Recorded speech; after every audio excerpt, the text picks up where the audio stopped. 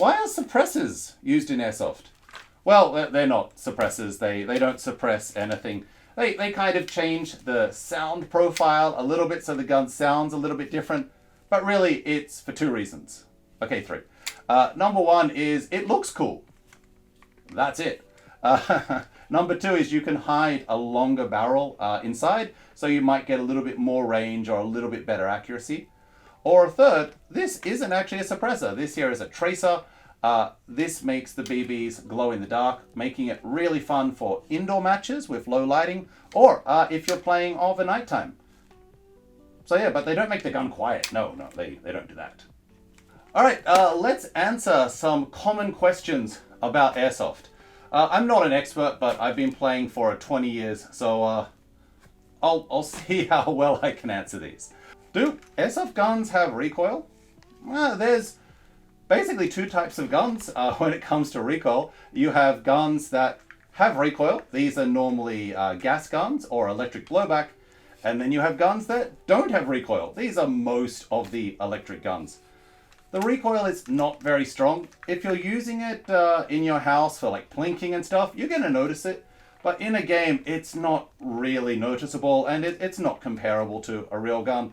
This here is a CO2 baton staccato. This has some of the, when it's not jamming, has some of the strongest recoil. Let me demonstrate. That's it. It's and it's jammed. Do movies use airsoft guns? Yes. If you look in lots of movies, you'll notice airsoft guns. You'll be able to notice them lots of different ways. But basically, if you're seeing a CGI muzzle flash in a movie, it's probably airsoft. Movies seem to have different types of guns, but basically one popular style you see people using is for long shots of guns, where the camera is quite zoomed out and stuff like that. People are just using airsoft guns. But when you have a really close-up shot where you're seeing the workings of the gun and stuff like that, that can be then a much higher quality replica, or even a real gun that's been made safe for movies, unlike the one Alec Baldwin had.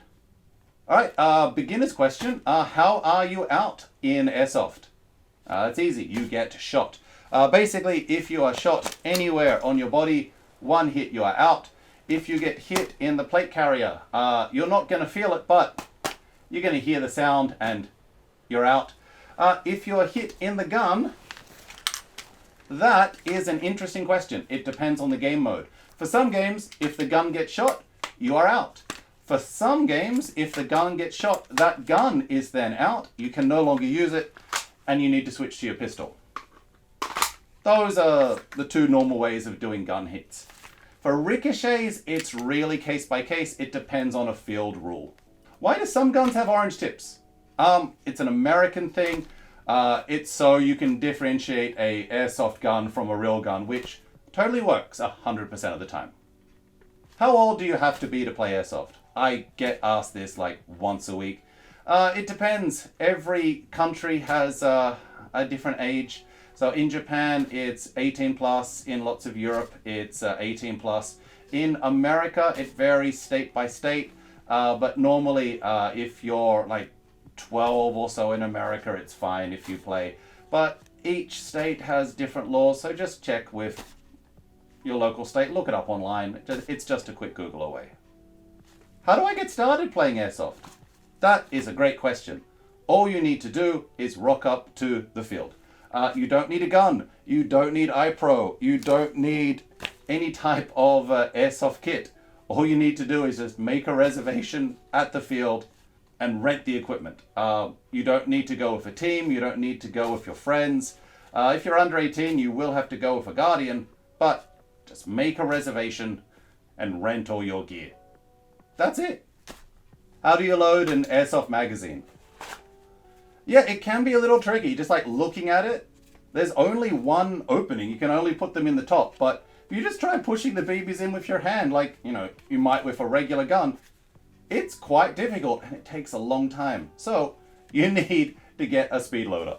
There are different types. Here is a basic one. It looks like a magazine, but you can see it's got this little thing on top. Fill this up with BBs through the opening.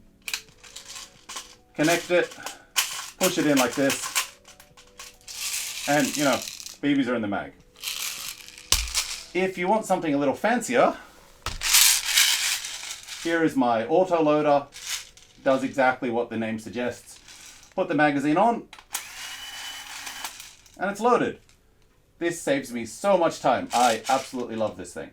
How many BBs are there in a magazine? Good question. There's normally 3 types of magazines. If you're using a low capacity magazine, it has the same as the real gun. So if the real gun has 30, this has 30. It has a shorter spring inside, so it only takes 30 BBs. The next type could be a mid-cap magazine. For a mid-cap magazine, it's going to have a longer spring inside, and it's going to take anything from like maybe 60 up to maybe 270 BBs. The advantage of using a mid-cap magazine is that you don't need to wind it, you don't need to do anything to it, you just put it in and it works 100% of the time. Alright, and then last option is a high capacity magazine.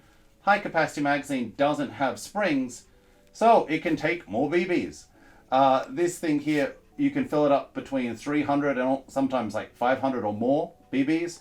As I said, there's no spring in it. There's going to be a wheel that's used to wind the BBs. The problem with this is it's noisy when you shake it around, when you're running around the field, people are going to hear it. And then you constantly have to wind the magazine to keep it under tension. Personally, I find it incredibly annoying and I hate using them. But for a beginner, it's great cost performance because you only need 1 magazine and you can just play Airsoft. Are shooting glasses good for Airsoft? Yes and no. They're fine, especially if you have ones that are rated to play Airsoft. But honestly, I wouldn't do it because when you put them on, there are a few little gaps where BBs can get in. So instead of getting shooting glasses, just get glasses that are made for Airsoft that have a gasket. As you can see here, there's this rubber thing that's put on the glasses, and that makes sure that when I put them on my head, no BBs are getting in. Just get the Airsoft ones. Can I take the orange tip off my gun? Physically, yes, you can take it off. Legally, it depends on the state, so look it up. I'm not going to advise on that. Is Airsoft harder than paintball? I've played both. They're very, very similar. Really, it's the same game. It depends on who you're playing against. With paintball, you have milsim, you also have CQB, you have speed matches, and Airsoft, you have the same thing. It really depends on what game you're playing. They're both fun. I like them both. Airsoft has a lot less cleaning, which is nice. And when you get shot in the face with an Airsoft gun, you don't get paint all over your face, which is nice. So, but yeah, when you're playing paintball, you definitely know when you get hit, which is nice. And it does hurt more, so there is that.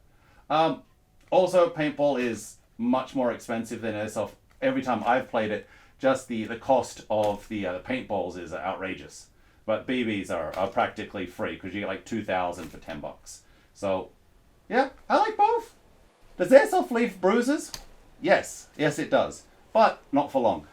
Anytime I get shot, I normally have a bruise for maybe like a day or so, and then it goes away in a week, at the most 2.